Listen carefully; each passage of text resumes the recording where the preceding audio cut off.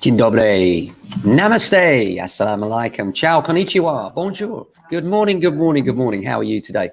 I hope you're well. Welcome to Ken at 10. If you haven't been here before, thanks for coming. If you're joining us yet again, then thanks for joining us yet again. Welcome. We are estate agents based in southwest London, a little place called Norbury, a Zone 3 commuter area, which is smack bang situated between Streatham to the north and Croydon to the south, as we often get asked and find ourselves saying. So how are you today? I hope you had a great weekend. I certainly did. Birthday weekend. Children came around with their partners and we had a great fun weekend. So it was nice. But the weather's a bit odd, isn't it? First day of the lockdown being released a bit. And here we are, pubs trying to get out in gardens and snow here in southwest London. Actually, the snow now has given way and it's a little bit grey and overcast, but very, very heavy snow this morning. Quite surprised. Really? 12th of April, snow? Is that strange? Or is it just me? I don't know. Very odd. A few bits in the housing news today. Baby boomers, this is an article in the Sunday Times. Baby boomers are stockpiling houses at the expense of the young. A new report has accused older people of stockpiling houses at the expense of the young. The elderly own more property and more than half live in places too big for their needs. The Intergenerational Foundation think tank found. The research shows a fall in home ownership amongst the under 44s, while the share of properties owned by the over 65s has risen, with 3/4 of that age in England owning their own home. 1 in 6 also own a second home, and the number of second homes has increased by 50% since 2011. I think that's true, but I think it was a bit easier, wasn't it, years ago to buy a house? These days with prices and everything else, as I've said many a times, I don't think we're giving the support necessary for first-time buyers either. Put the cladding crisis on top of that, and then the pandemic, and it really does stick the tin hat on it, doesn't it? Flats with dangerous cladding face a 10-year wait for essential work. Gosh. They're now saying, construction industry experts are saying that some flat owners will face a delay of up to 10 years waiting for cladding to be removed because there are only so many specialist teams that can do it. It's an article from the Mirror. Value of private property has topped 6 trillion. The value of private property in the UK has topped 6 trillion for the first time. Trillion. Gosh. In addition, mortgage holders made an unprecedented 5.1 billion worth of overpayments. It's an interesting thing to me is that, throughout the pandemic, I've said for a while now that, we've got a lot of losers, of course, and that's very sad. There's also a lot of winners, a lot of people that have actually overpaid their mortgages. And that's interesting. Those overpayments are resulting in a larger amount of equity than ever before. The average loan to value of property dropped to 24.6%, the lowest level before 2007-8.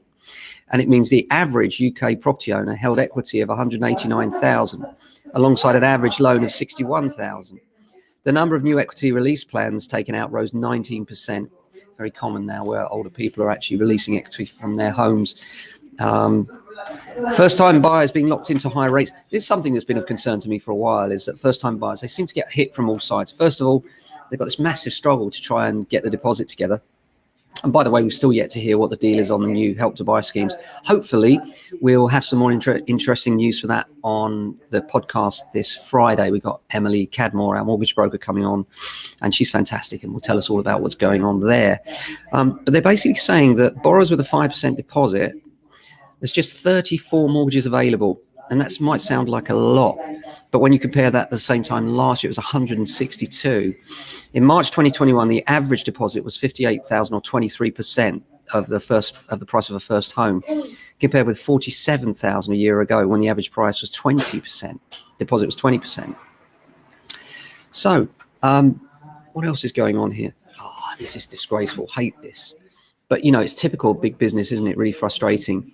House builders delete online negative reviews. 3 house builders have removed hundreds of critical online reviews after unhappy customers flooded ratings websites with complaints. Transparency data supplied by Trustpilot showed Barratt had 127 bad reviews removed. It has a rating of 4.1 out of 5. Bellway has a rating of 4.2 after 247 bad reviews were deleted. And Taylor Wimpey, rated 4, had 47 reviews taken down. Bellway and Barratt said the only reviews that broke the rules were taken down. That's the thing about Trustpilot's rules. I know I shouldn't say it, but as far as I can see, if you can edit what people are saying, then it's just not really a review site. If you want to check what's really going on with the company, Google it. That's my advice. Don't trust any other review sites. Just go with Google. Foxtons are facing a rebellion this week. This should be interesting. The executive pay bonuses are coming out, and the shareholders will no doubt have something to say about that. So yeah, looking forward to seeing how today goes. I hope you have a good one. It's lovely to see the release. We've got some haircuts now, outdoor dining and drinking. You know, it's interesting, isn't it? And just lovely to think that we're in the next stage of the release from the pandemic. And certainly it can only help with confidence. And confidence is what the property market is built on the back of. And certainly what we find is when people feel comfortable, safe and confident, they're more likely to make house buying decisions. We've got that peak at the moment of June. Everyone's trying to meet, and there's lots of pressure from buyers and sellers to try and make that deadline. And it's not easy, you know. Now we're saying to people, look, you can do it, but there are certain things that you need to get in a row, you know, ducks you need to get in a row. Particularly if you've got a freehold property, you've got a better chance of it happening. If it's leasehold, you need to get the management pack quickly. If it's freehold, you need to ensure you've got a mortgage broker that's efficient, or a mortgage company that can actually process your loan in efficient time frame, because if they don't, it could actually cost you £15,000 up at the £500,000 purchase end. So really important to have your ducks in a row. Make sure you've got good solicitors, good agents, and particularly with your solicitors, make sure you've got people that are on it. They're going to answer the phones, answer the inquiries, and get the job done for you, because it's your best chance.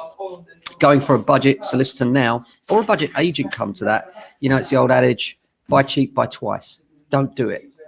Pay the proper price, get the proper people, get the job done. It's a bigger decision than something that should be done cheaply.